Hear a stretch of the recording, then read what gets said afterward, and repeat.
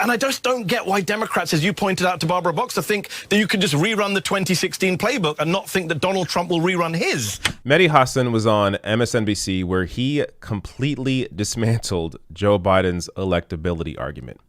Now, much of what he's saying here is stuff that I've said before, stuff that many of us have said before, but often is not spoken on cable news. So this is one of the rare times where somebody is actually allowed to be on television talking about how Joe Biden is incredibly weak or would be incredibly weak going up against Donald Trump. So let me share this. Biden's now the front runner. Yes. You can hate Bernie Sanders all you want. You can think he's a crazy communist who can't win in America. Fine. But the reality is, if you turn to Joe Biden and say, well, he's the safe candidate, I think you need to do a lot more soul searching, a lot more examining. This is a candidate who's not been vetted, really. In most of the debates, he's hidden in amongst the kind of 10, 12 candidates. He's not been asked about the bankruptcy bill. He's never really been probed about the Iraq war and his kind of turnaround on the Iraq war.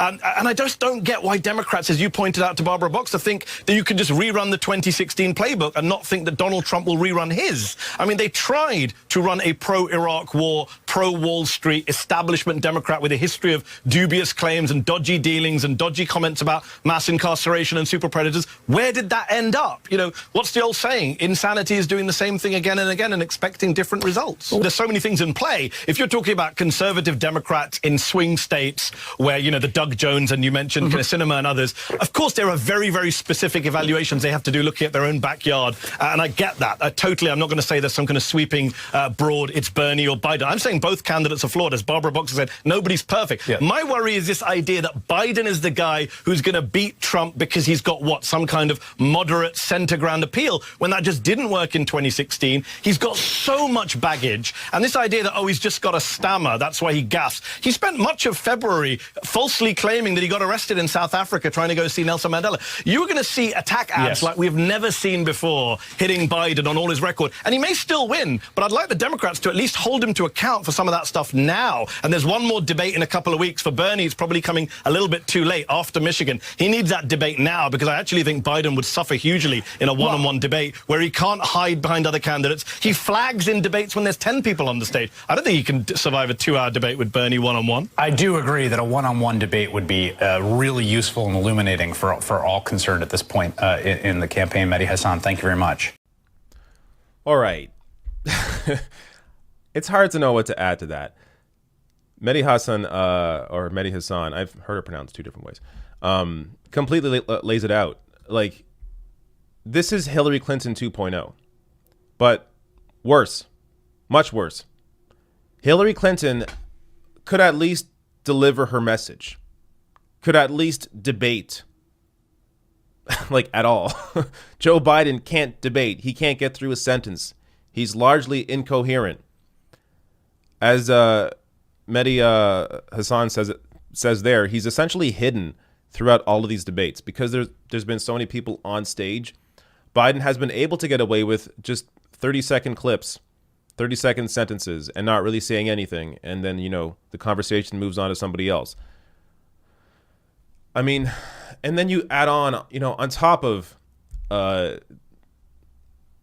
lack of mental prowess, you add on to that lies, like lying about getting arrested in South Africa. Never happened. Lying about his involvement in the civil rights movement. Never happened. You add his record, Social Security, or supporting cuts to Social Security, to Medicare, the bankruptcy bill, a giveaway to the credit card companies, being on the side of Wall Street in general his entire career, supporting the Iraq war. I mean, like, and again, I'm scratching the surface here. There's a lot more that honestly I'm forgetting, and even Mehdi Hasan here didn't mention.